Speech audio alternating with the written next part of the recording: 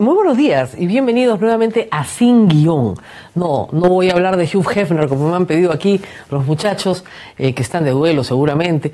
Vamos a hablar de cosas más serias en el programa de hoy, que tienen que ver con un asunto que, digamos, le preocupa a todos los padres, pero que cuando cosas graves pasan no ocupan las primeras planas de los periódicos. Vamos a hablar de educación. Vamos a hablar de lo que está pasando en el Ministerio de Educación.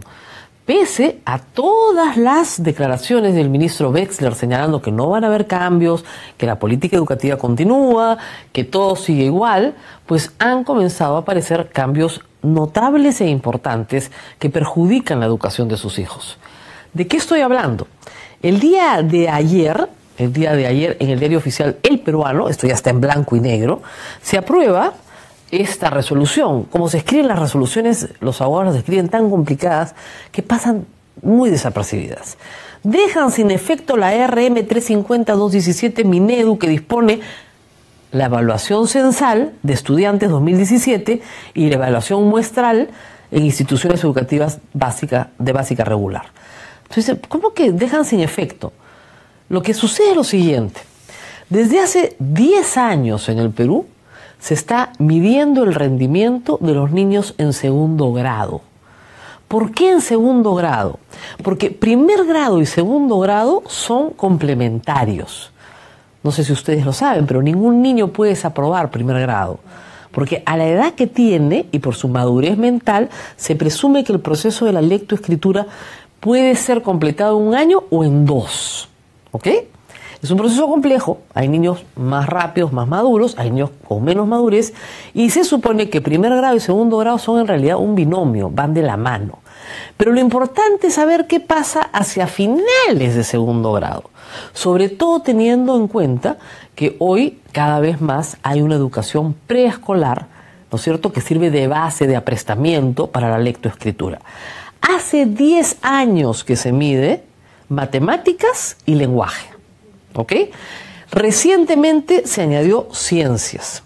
Y hace 2 años se mide no solamente segundo grado de primaria, sino se está midiendo cuarto grado de primaria y segundo de media.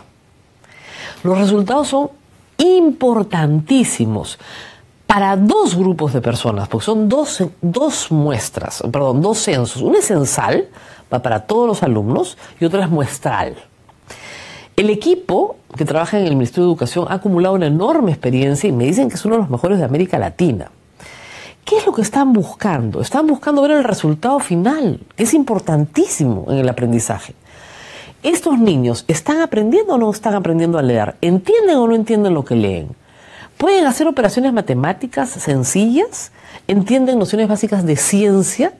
¿Por qué le interesa al Ministerio de Educación ir en ese camino? Porque es el camino que forma al estudiante, ¿no es cierto?, en materias que el Perú necesita. Innovación tecnológica, ¿no es cierto?, ciencias, matemáticas, ingenierías, donde debería haber más niñas de las que hay, ciertamente, ¿no es cierto? Todo eso importa, hay que mejorarlo. Cuando se comenzó a medir hace 10 años, los resultados fueron un desastre. Las primeras pruebas se hacen a fines del régimen de Fujimori y no se publican. No confundir con la prueba PISA, que es otra prueba y que es de carácter internacional. Esta es local, la hacemos en el Perú. Entonces, el maestro, la escuela y el director en la prueba muestral sabe dónde está en el universo de escuelas del país. En la prueba censal, el estudiante, sus padres, su maestro, su escuela, su director, saben dónde está respecto a los demás niños del país y respecto a su clase, a su área geográfica, etc. Mis hijos han sido evaluados censalmente y ha sido un instrumento, les aseguro, muy útil. Se le entrega al padre una cartilla donde hay tres categorías, 0, 1 y 2. 2 es que logró el aprendizaje completo, 1 es que está en camino y 0 es que está muy atrasado. ¿Ok? Para lo que se espera de un niño de su edad en el aprendizaje que le corresponde. Esto es útil, utilísimo. El Perú ha ido mejorando esos indicadores poco a poco. Todavía estamos muy lejos de lograr indicadores de primer mundo. Pero el incremento a lo largo de los 10 años ha sido muy positivo, lo que indica que cosas como el plan lector, por ejemplo, ha sido útil. y otras estrategias para mejorar educación, matemáticas y ahora ciencias. ¿Ok? Entonces, esto iba muy bien. ¿Estamos todos de acuerdo? Estamos todos de acuerdo. Los niños tienen que saber más o menos dónde se ubican, los padres, dónde se ubica su hijo, y sobre todo los maestros y el Ministerio de Educación para cambiar estrategias, ¿no es cierto?, para determinar qué estamos haciendo mal y qué estamos haciendo bien. Cuando un chico en segundo y media no entiende lo que lee, no va a poder resolver un problema de matemáticas, porque no entiende el problema, no está entendiendo lo que lee. Por eso el lenguaje es importantísimo. Y estos aprendizajes combinados son los que van a producir un egresado de la educación básica que pueda ser empleable. Y eso es fundamental. El egresado de la educación básica, aun cuando no tenga educación superior, tiene que ser empleable. Por lo tanto, tiene que tener un conjunto de habilidades blandas, se llaman, y otras de conocimiento que son fundamentales en su formación. Por supuesto, hay resultados críticos. Sabemos que hay zonas del Perú, ¿no es cierto?, sobre todo el área rural, que está muy atrasada, donde hay que meterle más esfuerzo, pero también han habido logros importantes. Acá se ha descubierto, por ejemplo, que una región como Moquegua ha logrado un realmente destacado desempeño en estas pruebas. ¿Por qué? Porque el gobierno regional, la Dirección Regional de Educación, las UGELes se han puesto las pilas y han hecho un esfuerzo extraordinario en invertir en educación. Esto puede también, por tanto, forzar a los gobiernos regionales estos resultados a decir, no podemos dejar que nuestros chicos estén tan atrasados respecto al resto del país. Es una herramienta muy positiva y muy útil. ¿Por qué les cuento todo esto? Porque el Ministerio de Educación ayer ha dispuesto que se suspenda la prueba. Se suspende. ¿Por qué? Porque ha habido fenómeno del niño y porque ha habido huelga. Miren, vamos de nuevo a lo que les expliqué. ¿Qué busca probar la aplicación de esta prueba censal? ¿En qué momento del aprendizaje está el niño? Es decir, si yo le tomo la prueba a un chico de segundo grado, no le estoy tomando la prueba sobre lo que ha aprendido en los últimos 3 meses. Le estoy tomando la prueba de lo que ha aprendido en toda su vida hacia atrás. ¿En qué etapa de la lectoescritura está? No lo que ha aprendido el mes pasado, ni lo que aprendió de agosto a la fecha. Anular esta prueba es absurdo. Y no se puede entender si es que no hay una motivación política detrás. Lo que se quiere es que no haya resultados. Y eso es una muy mala noticia, porque era lo mismo que hacía Fujimori a finales de los 90, cuando no se publicaban los resultados de estas pruebas. No se publicaban, no se entendían, no se socializaban. Hoy cada familia recibe su carpeta con su información. Es completamente transparente. Y si uno ve que su hijo está en el nivel 0, va a preocuparse, va a hablar con los maestros, va a hablar con la escuela, va a decir qué está pasando con mi hijo, por qué no mejora, por qué no entiende que lo que lee, mejor le doy más libros. Si uno no recibe nada, supone que su hijo está bien.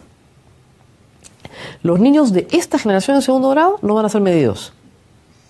Va a haber un hueco. ¿Está bien lo que está haciendo el ministro? Está mal. El equipo de medición es buenísimo, pueden aplicarla, si quieren, no en todo el Perú, tal vez haya algunas dificultades en algún lugar, pero la pueden aplicar en Lima sin ningún problema, en Lima y Callao, y la pueden aplicar casi en todo el Perú, sin ningún problema.